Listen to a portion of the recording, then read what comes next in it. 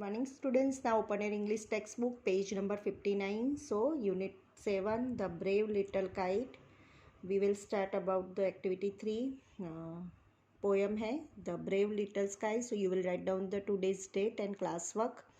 Okay. So यहाँ पे see these pictures, small kite है. यहाँ पे the brave little kite sorry. Brave मतलब साहसी, हिम्मत वाली, मतलब एक हिम्मत करती है जो काइट, उसके बारे में एक छोटी सी पोयम है.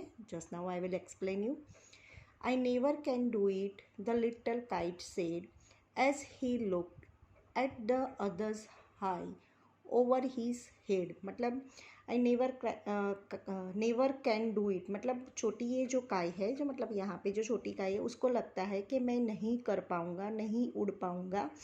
मैं आसमान में उड़ना चाहता हूँ पर उसे डर लगता है, तो मैं ये नहीं कर पाऊँगा. दूसरी पतंगों को उड़ते हुए देखते उसे डर लगता था, ऐसा उसको लगता था. ये छोटा सा पतंग कहता है कि उड़ने की कोशिश करूँगा तो गिर जाऊँगा. मतलब I know I should fall it, I try to fly. मतलब उसको ये छोटा पतंग ऐसा सोचता है कि अगर मैं ट्राई करूँगा तो मैं गिर जाऊँगा. Try said the big kite, only try. मतलब जो बिग काइट थी उसको बार बार बोल रही थी कि ट्राई करो, मतलब ट्राई करोगे तो नहीं गिरोगे, है ना. तो बिग काइट उसको समझा रही है कि ट्राई करो तो तुम नहीं गिरोगे. और I fear you never will learn at all. मतलब फिर भी उसको ऐसा लग रहा था, मैं तुम्हें कह रहा हूँ डरना नहीं है, ट्राई करो. मैं तुम्हें डरने के लिए नहीं बोल रहा हूँ. जस्ट नाउ आई फियर, मैं बोलता हूँ कि डरोगे नहीं तो तुम सीखोगे कैसे, डरोगे नहीं तो तुम सीखोगे कैसे. But the little kite said I am afraid I will fall. उसको डर लग रहा था वो, मतलब लिटल काइट ने बोला कि मुझे डर लग रहा है, मैं गिर जाऊँगा, है ना. तो the big kite nodded well goodbye. मतलब उसको बिग काइट को लगा कि ये नहीं, मतलब वो कोशिश ही नहीं करेगा तो उड़ नहीं पाएगा, तो वो अपनी जगह अपने आप वो गुड बाय बोल के उड़ने लगा.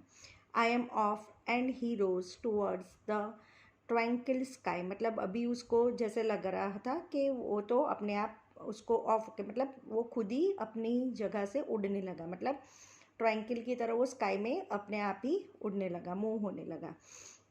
Then the little kite paper strip at the side. मतलब लिटल काइट ने देखा कि जैसे उसका जो पेपर था, जो स्ट्रिप, वो ऐसे थोड़ा हिलने लगा था और साइड में जैसे उसको लग रहा था तो ऐसे हिलने लगा था. And the trembling who shook himself free for flight. मतलब ट्रेम्बलिंग का मतलब क्या होता है, जैसे शेकिंग करना, मतलब शेकिंग होके उसको ऐसा लग रहा था कि मैं उड़ने की कोशिश कर रहा हूँ. First reeling and frightened then braver grown. मतलब रिलिंग का मतलब क्या होता है, सर्कुलर मोशन, मतलब जैसे उड़ने के मतलब नहीं, उधर उधर मोशन में आड़ी ओडी टेढ़ी गोल गोल घूमती है ऐसी. मतलब डरते डरते वो ट्राई कर रहा था.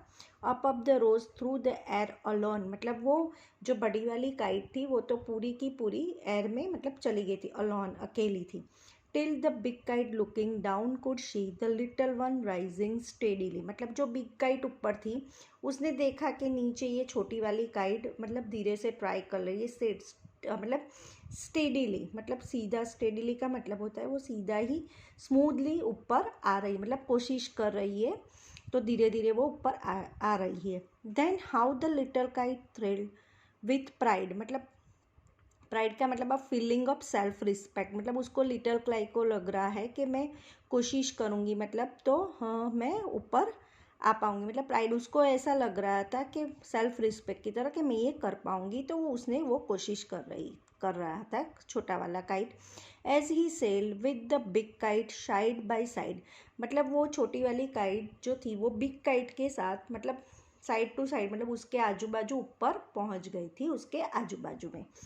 While far below he could see the ground. मतलब जब उसने देखा नीचे ग्राउंड में छोटी वाली काइट ने. And the boys like small spots moving ground. मतलब जो छोटे छोटे बच्चे थे उसको जैसे छोटे छोटे स्पॉट जैसे दिख रहे थे, क्योंकि वो काइट ऊपर पहुंच गई थी, तो उसको जो नीचे बच्चे खड़े थे वो स्पॉट जैसे छोटे छोटे लग रहे थे. एकदम स्पॉट होते हैं, मतलब जो बॉयज़ है वो दिख रहे थे जैसे स्पॉट जैसा है, मतलब जैसे एकदम छोटे छोटे उनको उसको दिख रहे थे. They rested high in the quiet air. मतलब उसको जो दोनों पतंग थी वहाँ पे हाई ऊपर एकदम क्वाइट एयर मतलब रेस कर रही थी, मतलब सीधी मतलब ज़्यादा उड़ नहीं रही थी पर रेस कर रही थी वहीं वहाँ पे शांत में एयर में। And only the birds and clouds were there, मतलब उनके साथ कौन जो उड़ रहा था वो थे बर्ड्स ही थे और कोई नहीं था। वो दोनों काइट थी, बर्ड्स और क्लाउड्स ही उड़ रहे थे, दूसरा कोई था नहीं। Oh how happy I am the little kite cried, मतलब वो जो लिटिल क्राइड था तो वो मतलब खुश हो रहा था और खुशी के मारे उसको आँख में आंसू, मतलब वो रो रहा था कि मैं बहुत खुश हूँ, मैंने ये कर पाया। And all because I was brave and tried, मैंने ये कर दिखाया इसीलिए मैं बहुत खुश हूँ, मैंने हिम्मत की और मैंने ट्राई किया तो ये मैंने कर पाया। मतलब जब भी लाइफ में आप कुछ भी करो मतलब हिम्मत रखो, साहस, मतलब ब्रेव। ब्रेव का मतलब होता है कभी भी आप ट्राई करोगे, हिम्मत करोगे तो लाइफ में ऑलवेज आप सक्सेस होगे। ओके, अंडरस्टैंड, बिकॉज आपको ट्राई करना पड़ेगा, हिम्मत दिखानी पड़ेगी तो लाइफ में आप भी सक्सेस हो सकते हो। उसके लिए आपको हिम्मत दिखानी ज़रूरी होती है, जैसे ये काइट ने बताया वो आप अपनी लाइफ में भी कर सकते हो। तो आप अपनी लाइफ में भी अपनी ब्रेवनेस दिखाओ, ऐसा कुछ करो जैसे ये काइट ने। मैं ऐसे काइट की पोएम की तरह आपको just now I will explain you कि कुछ भी करो उसके लिए आपको हिम्मत दिखानी है, हिम्मत करोगे तो ही लाइफ में सक्सेस होगी। ओके स्टूडेंट्स, तो यहाँ पे ये पोएम ख़त्म हो जाती है। उसकी पोएम के राइटर है कैथलीन पायर, मतलब he is writer in the poem. Okay, तो you will write down this poem, whole poems you will write down in your English notebook and draw the kite pictures, मतलब pictures को आपको draw the kite, मतलब kite आपको draw करनी है और poem पूरी लिखनी है इंग्लिश की नोटबुक में। और यहाँ पे जो कीवर्ड्स दिए गए हैं you will write down in your English notebook. Okay, understood? Thank you students.